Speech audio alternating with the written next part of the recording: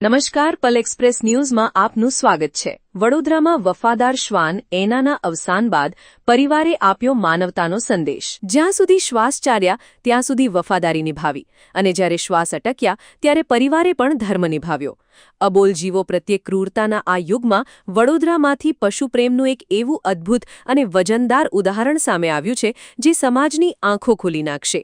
સામાજિક અગ્રણી દેવેન્દ્ર ઉપાધ્યાયે પોતાના પાળતુ શ્વાનના અવસાન બાદ કોઈ સગા દીકરાની જેમ જ સનાતન હિન્દુ રીતિરિવાજ મુજબ તેની ઉત્તરક્રિયા કરીને માનવતાનો સર્વોચ્ચ સંદેશ આપ્યો છે। લોહીના સંબંધોથી પણ પર હોય છે અબોલ જીવનો સ્નેહ।